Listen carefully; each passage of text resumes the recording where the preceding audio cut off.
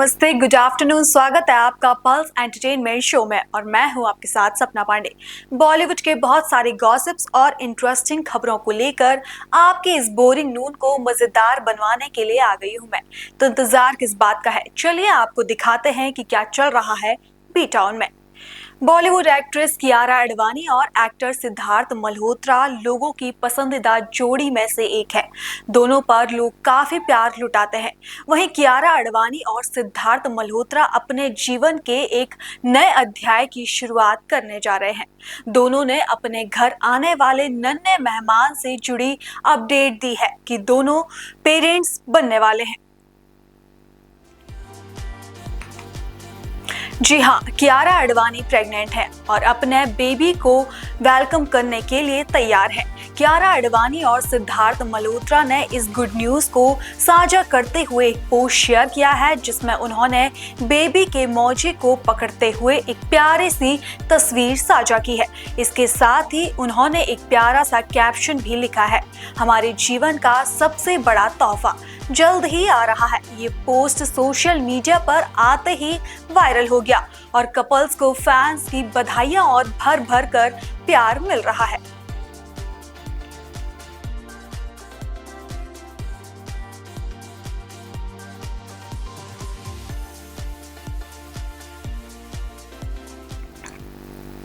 वही बात करें सुपरस्टार अक्षय कुमार की, तो अक्षय कुमार ने महाकुंभ संगम में पवित्र डुबकी लगाने के अपने अनुभव को शानदार बताते हुए कहा कि उन्होंने ऐसा पहले कभी नहीं देखा।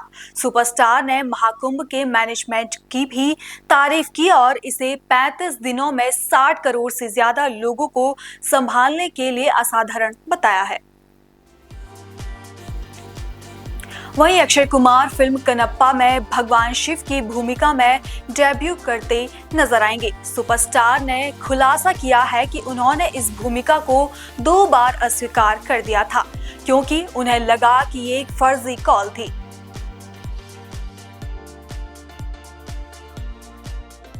महादेव की बात करते ही आपका ही चेहरा सामने आ रहा है, तो अब इंडस्ट्री के मतलब हमारे क्विंट एसेंशियल महादेव के रूप में आपको हर कोई देख रहा है।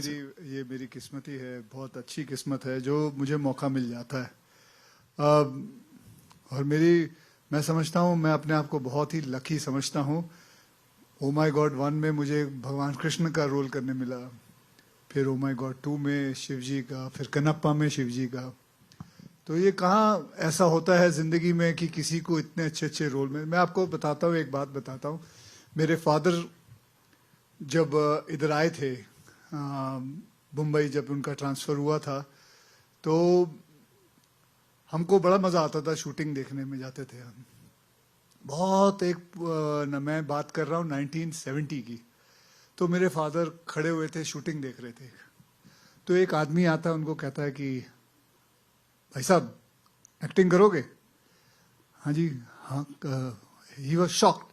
वैसे मेरे फादर बहुत 6 फुट 1 इंच के, बहुत tall. He was a wrestler, army में काम करते थे। तो बोला चलो आ जाओ। और आप विश्वास नहीं करोगे, लेके उनको शिवजी का कॉस्ट्यूम पहना दिया था। सो वो शिवजी बने थे। तो वो मतलब भले वो 5 सेकंड के लिए बने थे, 5-10 सेकंड के लिए, तो वो उनका पहला था। तो मेरी किस्मत है जो मुझे उनके बेटे को भी यही रोल मिल गया।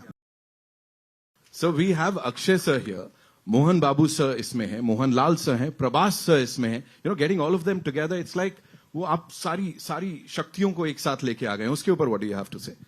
See, Mr. Akshay Kumar and well, we don't have a personal relationship per se.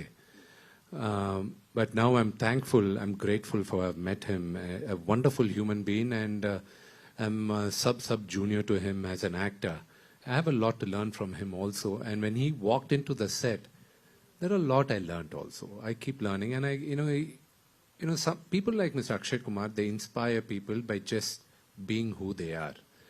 And today one of the biggest superstars in the country.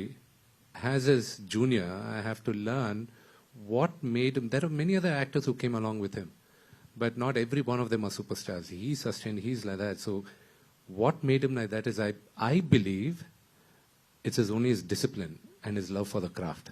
And that I have to learn. And all the people you see on the poster over here, let it be Mr. Mohan Babu or Mr. Mohan Lal or Prabhas, they all have what others don't have is a undying spirit of never giving up. And that's what I learned. And everybody fell in place. And most of them in this movie acted because of the love and respect they had for my father. And I have to be grateful for Mr. Mohan Lal, who's a legend on his own right, and Prabhas, my brother. You know, he didn't even think twice. You know, I had to just, he said, father came and asked me. I was scared why he was asking me, calling me. And then I said, you should have called me. Don't ask him to call, because dad has that kind of, persona back home. So I'm grateful for all of them, and even to Mr. Akshay Kumar. An actor of his stature, he doesn't need to come and do, the character what he did. But for me, when I thought of Lord Shiva, it was him. And it wasn't easy getting him also. He rejected it twice. April 25th, आप लोग कन्नप्पा देखेगा. And remember this, for this generation, anybody who thinks of Lord Shiva, I hope and I'm confident it will be Mr. Akshay Kumar's picture which will come into our minds. And that's the kind of devotion we kind of made the movie in. And that's what he portrayed. Telugu film debut, after so many years of excellence, अब ये एक और debut हो रहा है आपका, उसके ऊपर क्या कहेंगे सर? बहुत अच्छा लगा. जैसे ये कह रहे हैं कि मैंने 2 बार रिजेक्ट कर दिया. अच्छा, अभी हम बात करते हैं, उसके ऊपर वार्तालाप करते हैं कि क्यों मना किया था. पहले तो मुझे पता नहीं था कि पहले तो इनका ही फोन, मतलब मुझे नहीं पता था, मैं विष्णु जी को नहीं जानता था, इनके फादर को जरूर जानता हूं. तो सडनली फोन आया तो मुझे नहीं पता चला कि क्या हुआ. और एक्चुअली मुझे भी फोन नहीं किया था, किसी और को गया था, और वो भी किसी और के थ्रू से आया था, सुधा मैडम के थ्रू से आया था. मैं राइट? सो पता नहीं चला था. एंड ऐसे बहुत सारे फोन आते हैं, किसी को पता नहीं चलता है कौन कहाँ से फोन कर रहा है, because there are lot of time when people call actors, managers and all, जहाँ it's a hoax call, it's a wrong call. When I came to know everything, then I got into it, then I met him. The first time when I met him, he came to my office, and when I saw him and the way he spoke, and I'm sure आप लोगों ने भी इनको पहली बार इधर देखा है, he sounds so genuine, so genuine. मैं नहीं जानता था इनको. मैं जब इनको पहली बार मिला, इन्होंने जिस हिसाब से बात की, और अभी भी मैं वही देख रहा था, मैं बैठा हुआ था, इनको मैं देख रहा था. मुझे हिंदी नहीं आती बराबर, मैं हैदराबादी हिंदी के हिसाब से बात करता हूँ, but the way he says it, the way he talks, he is completely a genuine man. He's a genuine producer, he's a genuine actor, and that is what leads it forward. Then after that, I didn't have to ask him the whole script or anything. I just went with the flow. And that's it. And that's how I came into the film. That's it. जैसे मैंने कहा, आप सब बताइए, हमें बचपन से सिखाया गया भगवान हमारे माता पिता हैं. अगर आप उनको प्यार से हक करते हैं तो कोई बुराई है? कोई बुराई है? तो उसमें गलत क्या हुआ? मेरी अगर शक्ति अगर वहां से आती है, तो मेरी भक्ति को अगर कोई गलत समझे, उसमें मेरा कोई कसूर नहीं. It was great. It is brilliant. And it is something I have never seen. 60 crore people going there. And on this platform, I just want to say, the way the UP Police has handled it, extraordinary. Extraordinary, the way they have done it. I think मुझे नहीं लगता कोई भी ऐसा देश होगा जो 60 करोड़ को 45 days के अंदर पूरा हैंडल कर सके. I think hats off to them. The way everybody were moving there. उस वक्त जिस दिन मैं गया था, उस दिन करीबन मंडे का दिन था, करीबन 4 से 4.5 करोड़ आए थे लोग, शायद उतने ही कुछ होंगे. लेकिन जस्ट सब अपने आप चल रहा है, प्यार से चल रहा है, बढ़िया है. So my experience was very, very good. Simplicity. That's the only trait. I mean, I have always been like that, and living life in a very simple way. So that's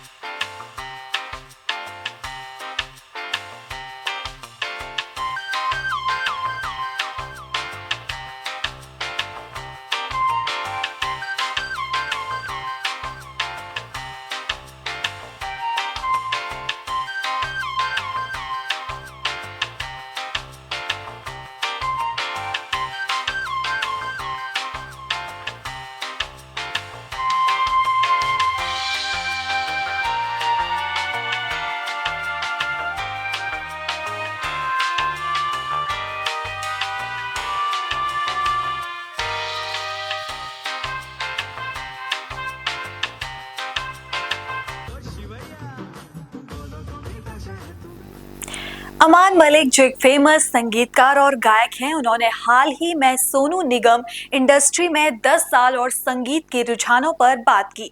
उन्होंने इस दौरान कई अहम पहलुओं पर चर्चा की जो न केवल उनके व्यक्तिगत करियर बल्कि भारतीय संगीत इंडस्ट्री से भी जुड़ी हुई हैं। You know, this year began with a very beautiful thing in your life. I mean, your brother got married and Yes. everything. You've been busy, and you have an upcoming film in Galiyon Mein. Tell us Yes. about the film and the music you are going to show us, because your music has always been soulful one.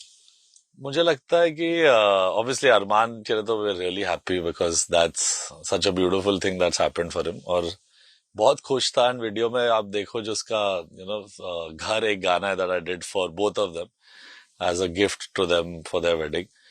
उसमें जब प्यार से he's wiping his tears, I felt like in that moment we all were very emotional. But it was a beautiful wedding and I wished them well. And films wise again, now Arman Malik the singer is now the brothers journey is back to the singer. तो हम लोग ने इन गलियों में एक गाना किया है साथ में called पतंग की डोर एंड इट्स को संग बाय पलक और एक नए राइटर है पुनर्वासु करके जो स्क्रिप्ट राइटर भी है इस फिल्म के. So obviously we are very very happy and emotional that our little baby is married and it was a very very beautiful event and I wish both of them, Arman and Ashna, well for their journey. Now coming back to the singer Arman Malik, he has collaborated with me I don't know now for how many songs, 60 songs तो हो चुके अब तक उसके साथ, but ये कुछ अलग है. Here we have a duet between him and Palak. A very tongue in cheek, बहुत सारा मस्ती हो रहा है but एक serious एहसास भी है प्यार का. And the song is called Patang Ki Dor from the movie In Galiyon Mein. And it's written by this very very amazing script writer Punar Vasu जो debut कर रहे हैं इस film में as a lyricist also. He has done a lot of plays and lot of stories and you know Bollywood में उनका पहला कदम है. So I am very happy to be the person you know doing this with him and मुझे लगता है बहुत ही उम्दा राइटर है and I think people will take notice of him post both these songs Patang Ki Dor and the next that is coming called Ja Janam Ja with Sonu Nigam. So both the songs are दोनों हटके मेरे रेगुलर म्यूजिक से. इस फिल्म में म्यूजिक मेरा थोड़ा अलग है एंड अविनाश दास जी जो डायरेक्टर है he found me and मैं बहुत सरप्राइज था क्योंकि उनकी नेटफ्लिक्स शो थी कॉल्ड शी जो बहुत ही futuristic very today's kind of thriller है एंड सडनली वो एक रूरल सब्जेक्ट और एक you know emotional India core subject पे फिल्म बना रहे थे and he chose me. So I was very happy you know मुझे कुछ अलग करने का मौका मिल रहा है through this music. What is different, you said? Your music has always been soulful. What is different from that? Melody और लिरिक्स तो मैं आज भी आई ट्राई माय बेस्ट कि वो नहीं छोड़ू मैं even though like you know today the music's changing the trends are changing styles are changing but मैं एक ऐसे लेगेसी से आता हूँ जब मैं लेगेसी में मेरे फैमिली में बहुत ही नेक्स्ट लेवल काम हुआ है from my grandfather uncle dad. So I have to take that stand to do good melody and lyrics but sound wise आप अगर सुनोगे तो ये एक बहुत ही बैलेंस्ड दुनिया बनाने की कोशिश की है म्यूजिक प्रोडक्शन वाइज कि मेरे अर्बन लिसनर्स को भी थोड़ा इंडियन म्यूजिक का टेस्ट आए. You know I am very proud of doing Indian music the right way. मैं आज फ्यू कंपोजर्स में से वो जो फिर भी लॉट्स ऑफ लाइव इंस्ट्रूमेंट्स के साथ रिकॉर्ड करता है तो इस गाने में लाइव वायलेंस लाइव रिदम्स पूरे जो आप रिदम सुनोगे पतंग की डोर जो गाना है हर एक percussion is played from the body यानी एक टॉकिंग ड्रम और कंजीरा है बट जो दीपेश वर्मा उस द परकशनिस्ट इधर से रिदम्स की है इधर से हर एक is used his body to make rhythms for this song and vocal का ये सब चीजें it's like a very a cappella arrangement of an Indian song. तो नया आइडिया है बट मेलेडी हार्टलैंड इंडिया की है यानी वो मैंने नहीं छोड़ी. आई हैव ऑलवेज ट्राइड कि सिंपल हो हमेबल हो और लोगों को के दिल में और फेस पे स्माइल आए वो म्यूजिक सुन के. Do you also think that the music is one of the very key factors bringing audience to theaters because they have been doing it for a very long time? I think yes. आज भी music तो एक opening batsman जैसा for a movie but today people are also open and I've had access to so much content कि सिर्फ music पे नहीं हो सकता. पहले ऐसा था कि काफी ओकेश फिल्म्स बहुत ही अच्छे म्यूजिक पे रन लंबा सक्सेसफुल रन मार सकती थी बट आज शायद वो सीमित है to maybe the first day they might come and give your film a chance if your music is not good tremendous you need to. आज हमारा now you can not impress with good anymore. लोगों के पास बहुत चीजें सुनने देखने की. तो अगर आपका म्यूजिक बहुत अच्छा है तो यू हैव अ चांस कि पहले दिन पे लोग आपकी फिल्म को एक अपॉर्चुनिटी दे. ऑब्वियसली सब्जेक्ट की वो लव स्टोरी है तो बहुत जरूरी है. When it's a subject based film जैसे ट्वेल्थ फेल और ऐसी सब फिल्म में, even though the music is beautiful, it is not what is the reason people came. तो दो तरीके के सिनेमा भी चल रहे हैं. People who want to just see a movie for the movie, not कि म्यूजिक देखने जा रहे हैं हम टीवी पे और या बिग स्क्रीन पे. So that era of also viewership थोड़ी कम हो गई है. आज हम लोग सब लोग टीवी पे देख रहे हैं सब कुछ. देखो मैं मूवी को भी टीवी बोल गया. सो व्हेन एक्सेस इतना है कि आपको घर पे देख सकता है, तो सिर्फ गाने के दम पे सिर्फ आपको शायद ओपनिंग मिलेगी. बट एक फिल्म का सक्सेस नाउ डिपेंड्स ऑन कि आपकी कहानी क्या है एंड कैरेक्टर कितना उस कहानी को सही निभा रहा है. अमाल, आपने इंडस्ट्री में 10 साल पूरे कर दिए हैं. मेरे को बूढ़ा ही बना दिया है बोल के. Does it gives a sense of achievement?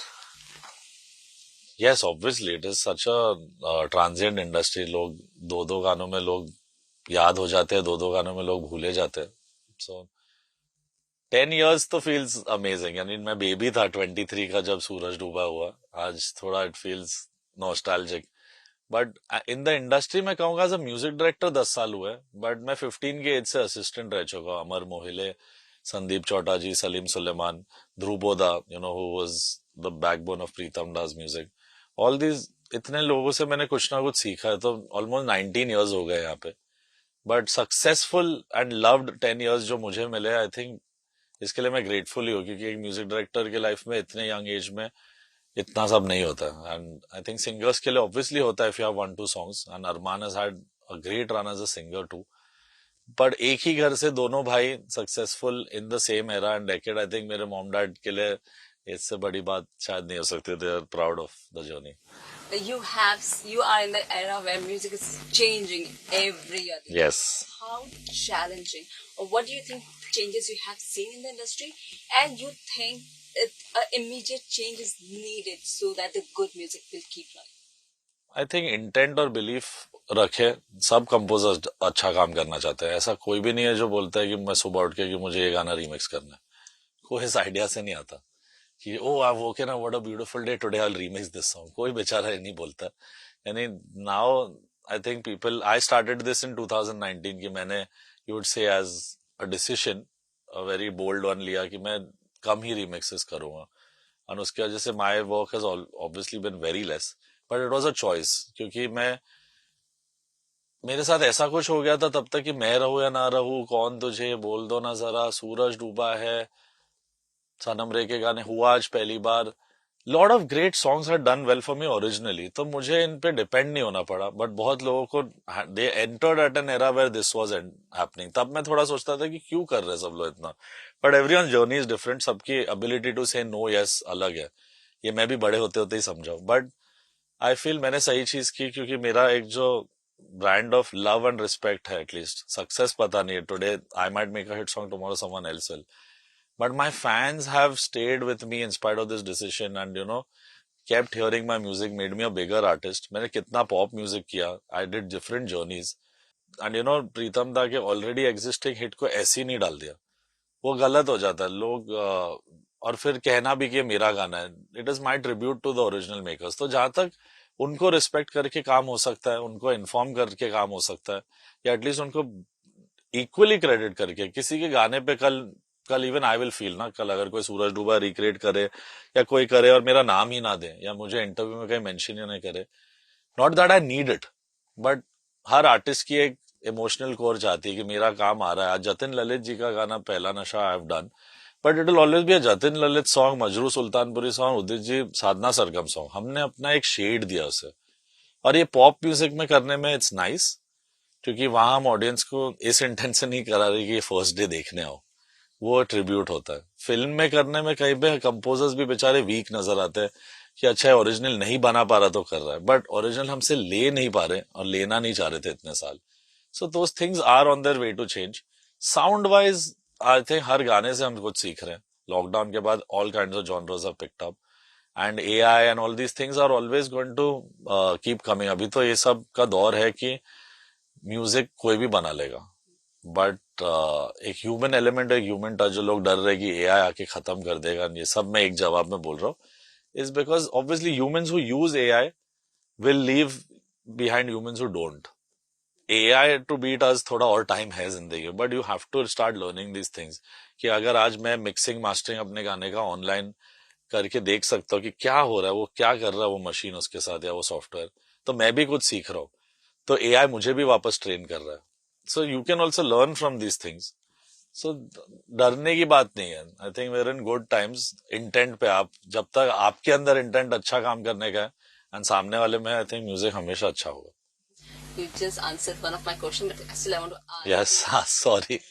आपने बहुत सोलफुल रिमिक्स बनाए. आपने कोई भी ऐसा रिमेक नहीं बनाया है या रेनिमेशन नहीं किया है जो हर्ट करे ओरिजिनल. जी. एंड आपके आंसर में मुझे वो सेंसिटिविटी दिखी कि you want to give that to me. किसी का काम है ना, क्यों ऐसे करे. So now you said कि मैं बहुत कम करता हूँ, but do you think that the other people who are making, they are not in a position to give that one, or they are forced to do this thing? Initially, I would say 5 years back, they were not in the position. Now, I think financially they must be. So they should take a stand. But yeah, I don't expect anymore. एक time पे मुझे लगता था कि मैं ही क्यों बोलता हूँ ये चीजें और कोई भी इंडस्ट्री से साथ नहीं आता to take a stand against this. But I think सबकी अपनी अपनी positions और points है लाइफ में जहाँ उनको अपना घर चलाना है. And we are an industry which still doesn't properly royalty give to many artists, जो अब भी थोड़े साल पहले शुरू हुआ है.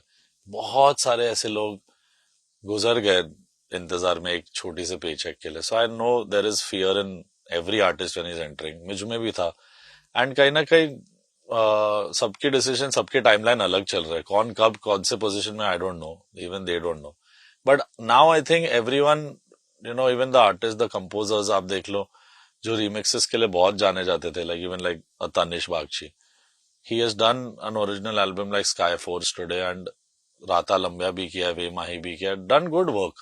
मैंने उनको हमेशा बोला, यानी हम लोग दोनों में हमेशा रहेगी, वो जो फिल्म मैंने रीमिक्स छोड़ी वो सब उन्होंने किया.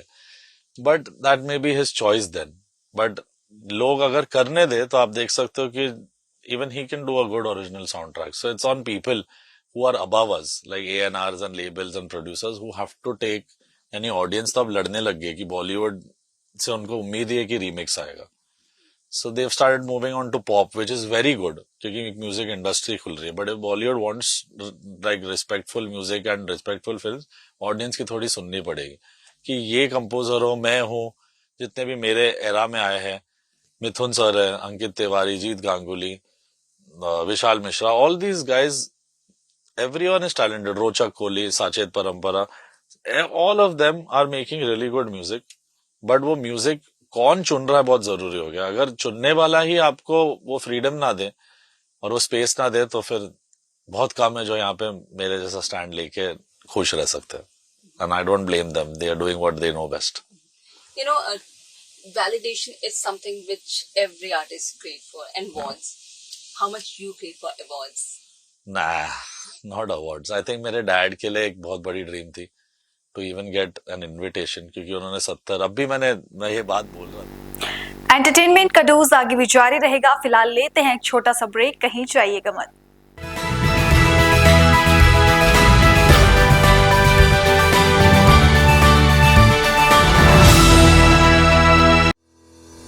रोजगार डेवलपर्स, अ यूनिट ऑफ रोजगार डेवलपर्स एंड प्राइवेट लिमिटेड. घर वहीं जहां हो आपका भरोसा. पिछले 15 सालों से आपके सपनों का घर हमारी प्रतिबद्धता. रोजगार डेवलपर्स का पता है शिमला बाईपास रोड, गणेशपुर, देहरादून. रोजगार डेवलपर्स से संपर्क करने के लिए अभी डायल कीजिए 9897054026 पर या 8433207910 पर.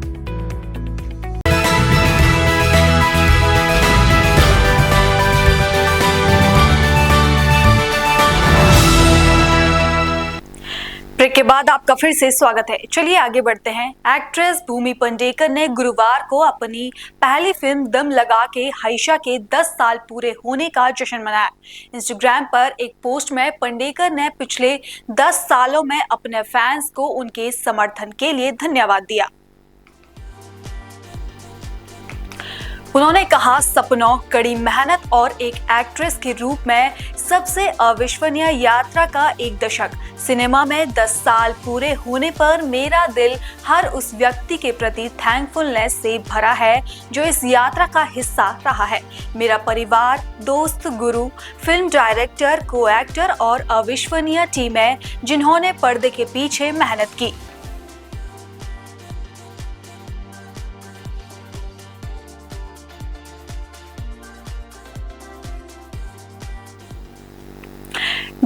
डायरेक्टर गिरीश कोहली के जक्सी के साथ अपनी फिल्म की शुरुआत कर रहे हैं। उनका कहना है कि उनके पास बदला लेने वाली ड्रामा फिल्म मॉम में श्रीदेवी के साथ काम करने की अच्छी यादें हैं जो उन्होंने लिखी थी।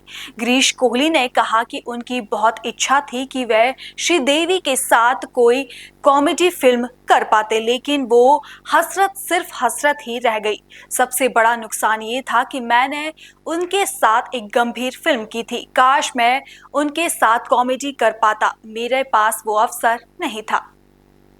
Namaskar, Girish. Welcome to PTN. You know, for 8 years for a director is such a long thing. But as a writer, I think your journey is quite varied in this. Please tell us about that.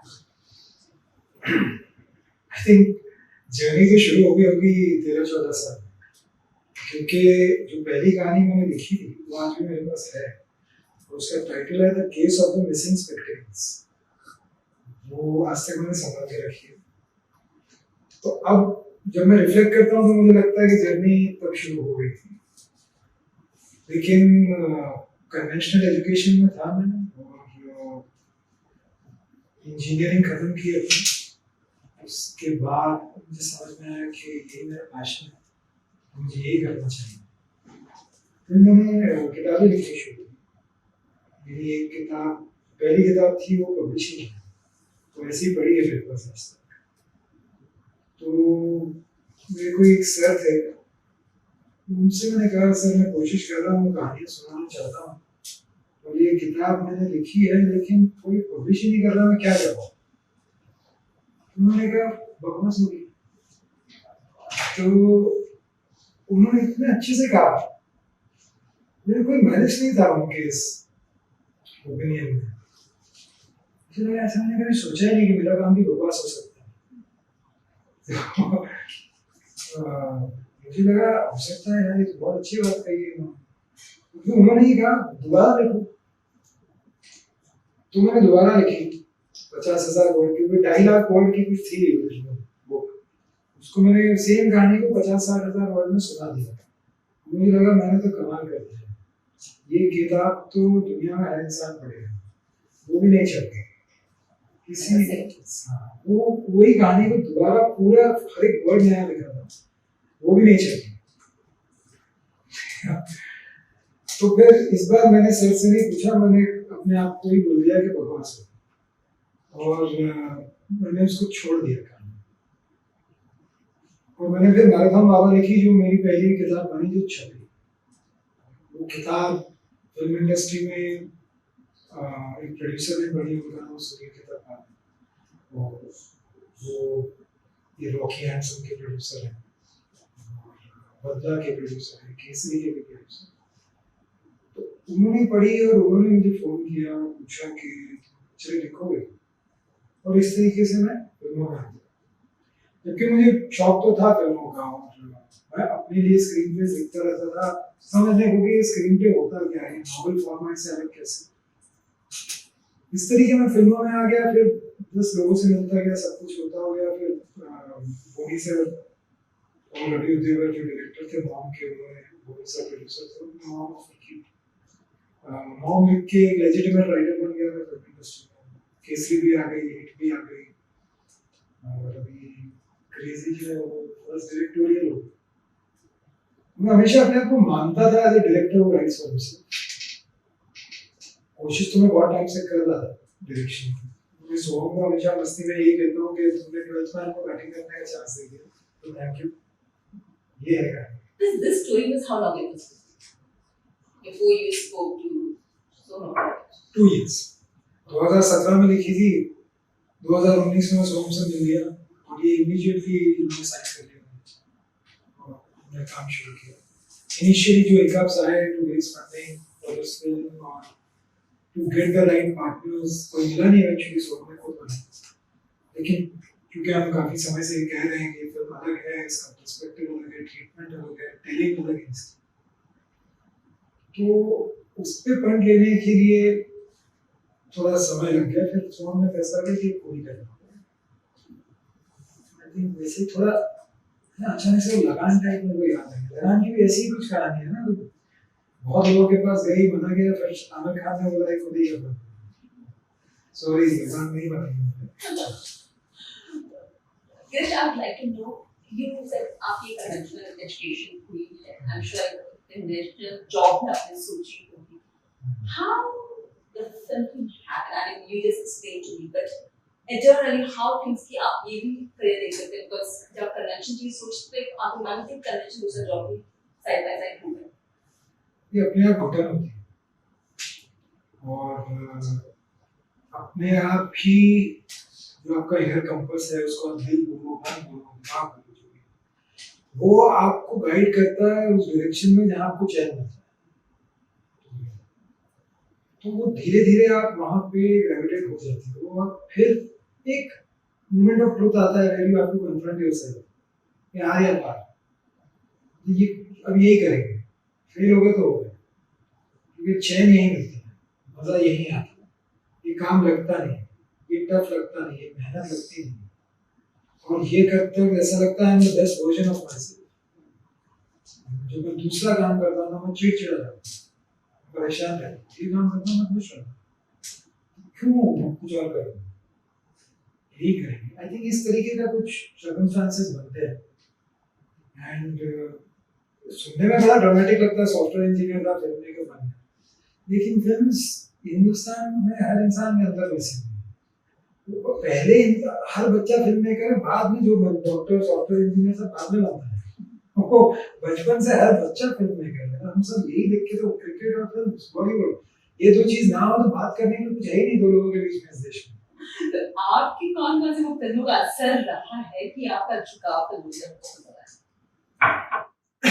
जी ये भी एक कहानी है, इसको मैं कहानी की तरह सुनाता हूँ, क्योंकि ये शुरुआत हुई, मैं होऊंगा 5 या 6 साल का और मैं अपने कमरे में खेल रहा था अपने खिलौनों के साथ, और मुझे मेरी मदर की चीखने की आवाज आई, तो मुझे लगा कुछ हो गया मेरी मदर को, तो मैं ऋषि बुला दिया, ऋषि ऋषि चीख रही, तो मैं भाग के गया दूसरे कमरे में, आवाज तो देखा आराम से खड़ी है, टीवी देख रही है, ब्लैक एंड व्हाइट टीवी होता था, टीवी देख रही है, बोले इधर इधर ये देखिए ये देख, अभी ये जो शॉल में आदमी है इसका नाम है ठाकुर, ये अपने पैर से गब्बर को मारेगा, इसके पैर में जूते में कीले हैं।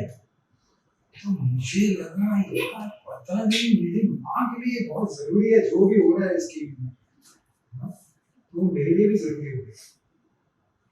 और बाद में ऑफकोर्स कई साल बाद पता चला कि मैंने शोले देखे, मैं मैक्स पहले देखी है, ठीक है।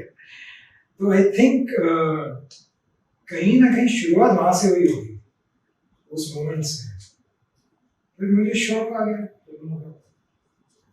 अब तो ऑफ कोर्स बाद में जाके भी Sholay one of my favourites बन गई, आज भी है, एक great film, one of the best. लेकिन ये सवाल का जवाब इतना लंबा है, सैकड़ों पिक्चरें हैं, सैकड़ों, और कितनी तो एम्बैरेसिंग फिल्में हैं, क्योंकि जब बड़े हो रहे थे थोड़ी ना सिनेमैटिक लिटरेसी थोड़ी थी हमारे, कोई एस्थेटिक सेंस थोड़ी था, हम तो जो पर जाता था पसंद आ जाता। तो मुझे तो यार मैं खिलाड़ी तो नारी बहुत पसंद है, मैं पढ़ा हुआ था, और ऐसी कई एम्बैरेसिंग चॉइसेस होंगी, I am not embarrassed about them, I think मुझे मैं तो आज भी शायद आज ना एंजॉय कर रहा हूँ, मैं खिलाड़ी तो नारी तब तो की थी। फिर एक समय आया जब बहुत अच्छी फिल्में बनने लगी हिंदुस्तान में, सरफरोश, वास्तव, दिल चाहता है, रंग दे बसंती, इन सब पिक्चरों ने मुझे शेप किया। और रंग दे बसंती देख के शायद मैं वो उस उम्र में था, वो पिक्चर भी कुछ ऐसी थी, बड़ी मतलब जज्बा जगाने वाली फिल्म थी अंदर, और मेरे अंदर जो जज्बा वो पिक्चर जगाना चाहती थी वो तो देश के लिए कुछ करने का था, ऐसा कुछ नहीं जागा मेरे अंदर। वो पिक्चर देख के ये जाग गया मुझे भी पिक्चर बनानी है। तो वो मैं राकेश मेहरा सर को भी मिला था एक बार, उनको बताया था कि हाँ लोगों के लिए होती होगी बाइसिकल थीव्स और सत्यजीत रे साहब की पिक्चरें और राज कपूर साहब की पिक्चरें, मेरे लिए रंगे बसंती वो पिक्चर है जिसे देख के मैं फिल्में बनाना का फैसला किया। फिर इमोशनल मतलब एक सिनेमैटिक मैच्योरिटी भी आ गई, तो दुनिया भर की मतलब समेट ली, चाट ली। आज भी बहुत कम मिलता है, लेकिन कोशिश यही रहती है कि I watch between 1 to 3 films every day. वो तो मेरी कोई हॉबी नहीं, मैं कुछ करता ही नहीं हूँ फिल्मों का, यही हॉबी है, अजीब सी हॉबी है फिल्में देखना। अजीब नहीं हॉबी, पर यू नो आपका झुकाव फिल्मों की तरफ हो रहा था, आप सॉफ्टवेयर इंजीनियर भी थे, आपके माँ बाप कितने घबराए हुए थे कि बेटा कहाँ जाता है? सी मैं काफी प्रिविलेज बैकग्राउंड से, और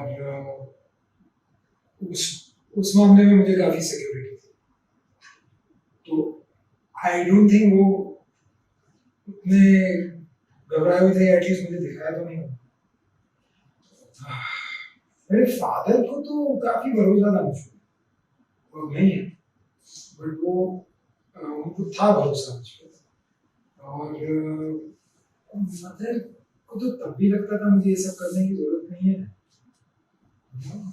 ये सब कहाँ जा रहे हो, झटमा है फिल्म बनाओ, ये सब करोगे, हमारे फादर के पास इतना है, या तो उसको संभालो या मेरे से लो। वो थोड़ी इस टाइप की, वो आज भी ऐसी है, उनको आज भी लगता है मैं शौक पूरा कर, वो वेट कर रही है कि इसकी शौक खत्म होगा, अभी खत्म होगी, फिर वापस आके कोई ढंग का काम करेगा। वही बात करें कॉमेडियन किंग्स की, तो बॉलीवुड एक्टर और कॉमेडियन सुनील ग्रोवर और राजपाल यादव को मुंबई एयरपोर्ट पर स्पॉट किया गया। इस दौरान दोनों ही काफी हैंडसम लग रहे थे। सुनील ग्रोवर ने व्हाइट ओवरसाइज टी शर्ट और ग्रे जॉगर्स के साथ ग्रीन कलर की शर्ट और काले जूते पहने हुए थे। बात करें एक्टर राजपाल यादव की, तो उन्होंने ब्लैक एंड व्हाइट कलर की हाफ स्लीव हुडी और ब्लू कलर की कार्गो पैंट पहनी थी। वे जल्द ही आने वाली फिल्म हाउसफुल 5 में दिखाई देंगे।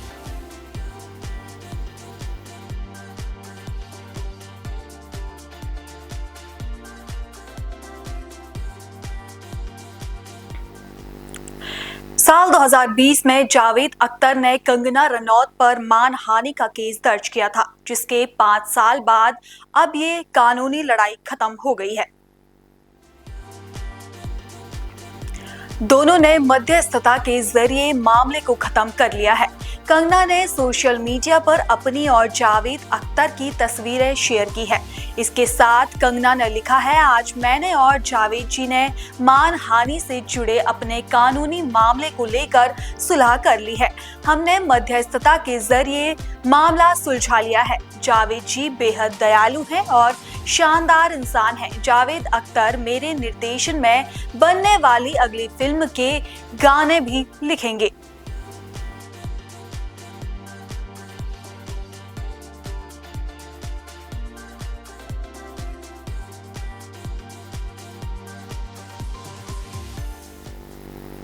तो ये आपने जानी बॉलीवुड की मजेदार खबरें। कल फिर आपसे इसी वक्त होगी मुलाकात और नई गॉसिप्स के साथ। तब तक के लिए मुझे दीजिए इजाजत। नमस्कार।